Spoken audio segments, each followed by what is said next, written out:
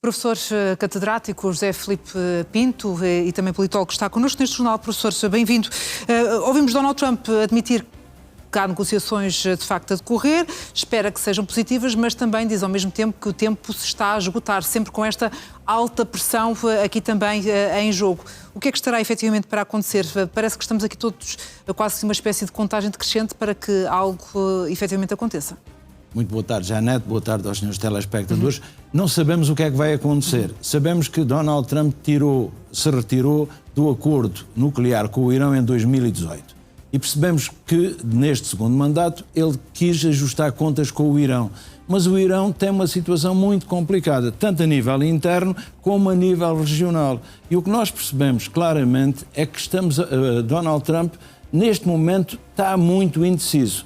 Tem uma grande armada, tem muito poderio militar naquela zona, mas o problema que coloca essas reticências? Primeira questão, o Golfo e o Estreito de Hormuz. Eu trouxe uma imagem mapas que acho que podemos colocar agora no ar e que ajudam a fazer a leitura. Este primeiro mapa mostra claramente que o Estreito é mesmo estreito.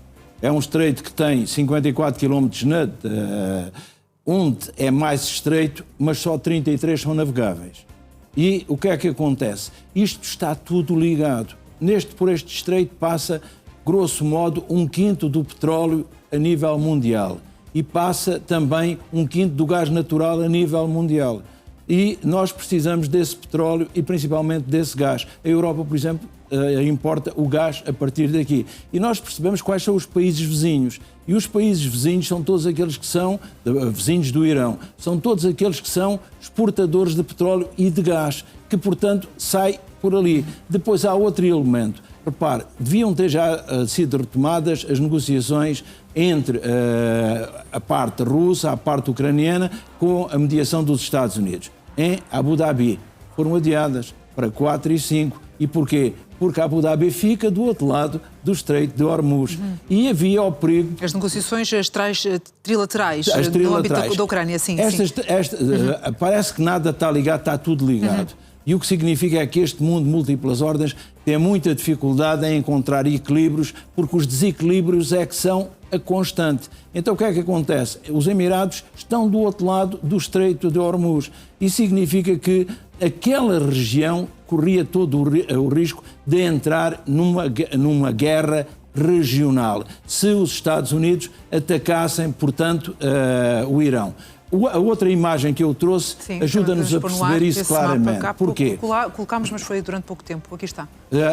Estas são as bases militares que há naquela região. São bases militares em que a maioria das bases ou são dos Estados Unidos ou do Reino Unido. Também há uma da Turquia, também há algumas da Rússia na parte da Síria, portanto, que neste momento não estão tão operacionais, mas os Estados Unidos têm aqui muitas bases. O que é que acontece? O Irão pode atacar todas estas bases.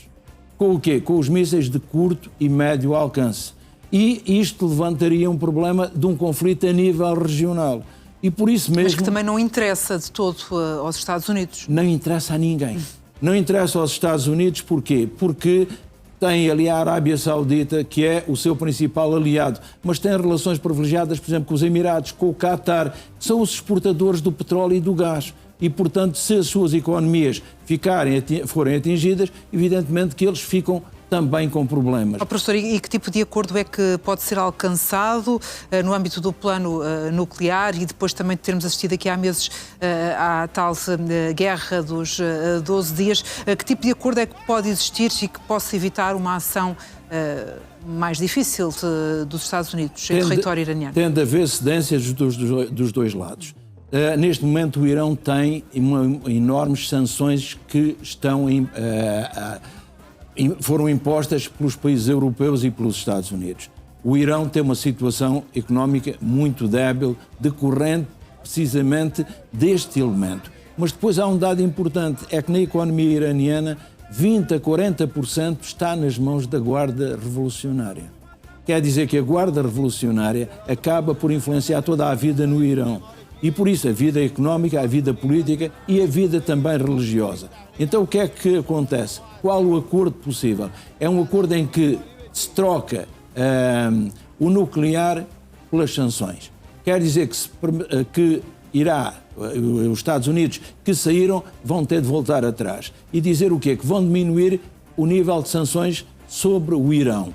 Em contrapartida, o Irão tem deixado de enriquecer o urânio para fins bélicos, mas apenas para fins pacíficos. E por isso mesmo já há uma ideia de que a Turquia pode ser aqui um player fundamental. Que parte do Irão enriquecido irá ser levado, Irão enriquecido no Irão, irá ser levado para a Turquia, precisamente para Erdogan conseguir controlar e perceber claramente que não vai ser utilizado para fins bélicos. E este elemento será fundamental. A Turquia vai ser aqui um elemento fundamental para um possível acordo.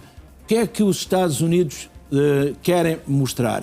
Querem mostrar que tinham razão quando saíram do acordo em 2018 e que têm razão agora para retomar o acordo, uma vez que todo o equilíbrio regional dependerá desse acordo. Claramente, nós percebemos que há aqui um outro elemento que tem a ver, que é a Rússia. E aí vamos perceber que tudo isto vai ter a ver, esta semana falaremos, na relação com a Ucrânia e também vai ter a ver com o Médio Oriente, porque Benjamin Netanyahu é quem não está minimamente interessado neste acordo. E porquê é que não está? Porque sabe que o Irão é a principal ameaça para Israel. Hoje nós percebemos claramente que abriu a fronteira de Rafah. Passam 50 pessoas de cada lado e a pé. E isto mostra o quê? Claramente. Israel está a tentar não afrontar Donald Trump, que sabe que é o seu principal aliado, mas tem medo do Irão, teme o Irão. E repare, Donald Trump saiu, para fecharmos, Donald Trump saiu deste acordo porque Benjamin Netanyahu lhe provou que o Irão estava a enriquecer o urânio para fins nucleares, para fins militares. Significava o quê?